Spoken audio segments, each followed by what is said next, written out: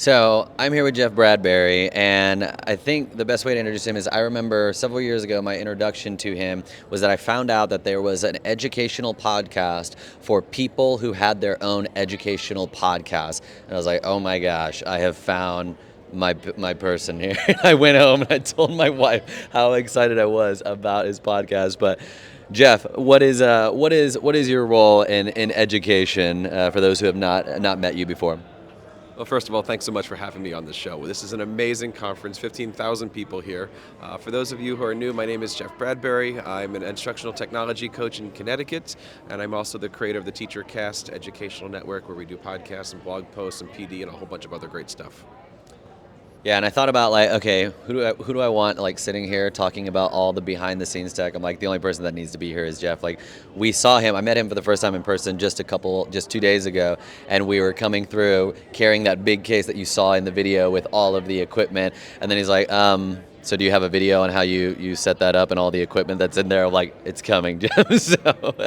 But what's your background in broadcasting and equipment, and like what is it that geeks you out about all this kind of stuff? You know, I think the one thing that geeks me out is that everybody has the right answer, yet every answer is completely different. You know, I've been doing this stuff now for over 10 years. I've been really doing video all my life. And, you know, going to conferences, setting this stuff up, talking to people, seeing it, getting a chance to meet people. I love the hustle. I love making sure that everything works. I love the production side. I love getting a chance to meet people. You know, again, you and I have been working together for years now, but this is the first time we're actually getting a chance to do this in person. And I love this setup. You guys are doing a great job here, but really it's a matter of where are your passions? How are you sharing them with others? And yeah, what kind of microphone are you using? Yeah, and that's like when all of Jeff's podcasts, he ends with, share your passions with your students, and like that's been something that I've always wanted to do. Like I've always strived to do as well. For like guys like me and Jeff, it's like, oh, we're passionate about microphones and cameras, and so it's like, how are we gonna bring podcasting into the classroom? How are we gonna bring video into the classroom? How are we gonna empower other educators to do the same thing? And that, but I love that message is so broad for other educators, because like maybe I had a colleague that was really into slam poetry, and that was his passion, and then he had assignments with the students where they were doing slam poems, and the students, even if like, yeah, maybe they don't do another slam poem again, but maybe that one kid that's like, I never would have done this before, and now I'm really into slam poetry. I never would have done podcasting before, but Mr. Bradbury made me do a podcasting assignment, and I absolutely love it now. I never would have done video before, but Mr. Gibson had me do a video assignment, and now I love it. So share your passions with your students. And what is your home setup looking like right now? And do you have your eye on like what's the next thing? You're like, all right, the next thing I want to kind of like upgrade is this. So. Yeah, I'm in the middle of making those decisions right now. At home, I actually have a U-shaped desk, and I've got a recording side, and I have a editing side. And I do that so that way I can compartmentalize myself, so that way when I'm editing, I don't worry about playing around, and when I'm playing around, I don't have to think about the editing. And what I'm working on right now is basically trying to figure out, can I do everything on a laptop again? A couple years ago, I spent way too much money on a Mac Pro, and beast of a machine. And then 6 months later, Apple came out with the M1 Mac Mini, and I'm like, oh, for $1,000, that beats my... And right now, that's going away, but I'm trying to figure out, what is the world like, Do you go with everything that's brand new? Do you not? But really right now, I'm running off of a Rodecaster like you are. I've got a Shure SM7B, trying to figure out all of that stuff going on. I record everything through StreamYard. I edit through Final Cut, and it's just that simple. I keep everything as easy as possible. Having children, as you know, does something to you, and basically what it says is, I would rather be spending my time being dad than figuring out how to build the world's best broadcasting studio. So I put everything all together into one pot and go, all right, if I've got 10 minutes, how can I be the best TEACHERCAST? And if I've got an hour, how can I be the best dad? And really deciding how I'm going to put all this stuff together so I can maximize the time. But I've got a 4-mic setup because I've got triplets. Yeah. And I want to make sure that they're inspired about all this stuff too.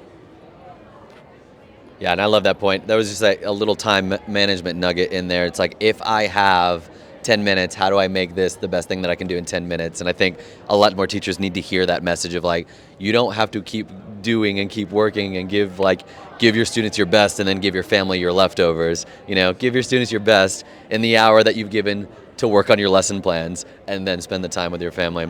But he brought up the Rodecaster Pro. One of the things that I was kind of like, when we were kind of figuring out what our setup was going to be, it was like Rode just came out with a updated version of their interface, and like, this thing is already awesome. This thing that has all the microphones plugged into it, it's so great.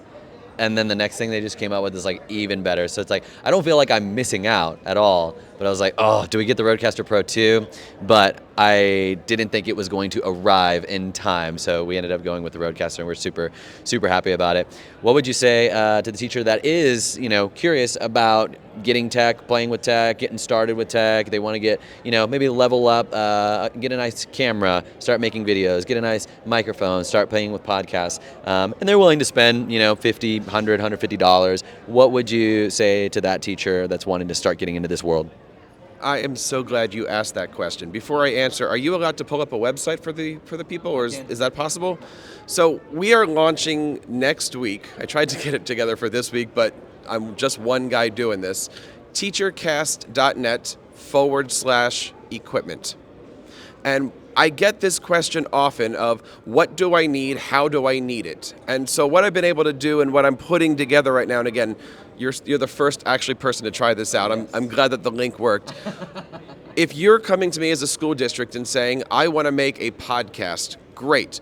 You can find exactly what you need. If you come to me and say, I'm going to be presenting at ISTE, what do I need? It's there, and you're going to have a drop down, and every single thing that I use, every single thing I see you use, and every single thing I see that's out there, it's been tested, it's been checked out.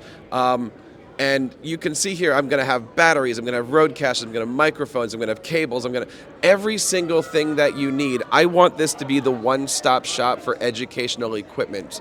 And if your school district's looking to figure out how to bring audio and video into their district, find me over at TEACHERCAST. You can also go to podcastingwithstudents.com. You can bring that up, podcastingwithstudents.com. I've got a one-stop shop for all things, how do you create audio and video for your students?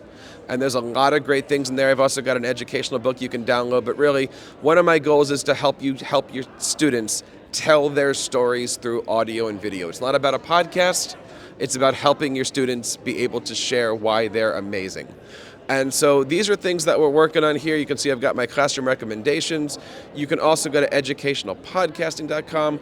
But the one thing I also want to share, because I think you guys are on here, educationalpodcastdirectory.com. This is the only place on the planet that has an entire list of podcasts from teachers, by teachers, for teachers. Because, Tom, as you know, if you go to Apple, Spotify, Google, and you type in education, you're learning how to mow your lawn, bake some bread, or tile your floor. This is the only place that has podcasts directly from, by, and for teachers, and I highly recommend everybody to go to educationalpodcastdirectory.com. Awesome. Well, thank you so much, Jeff, for coming on. I love all the time whenever we get to chat about gear and audio and nerd about the things that like we're passionate about. We were like the guys in the AV club in high school, just like getting there at like 6:30 in the morning to put on the morning show, and that's what we were really into. But thanks for coming on the show, Jeff.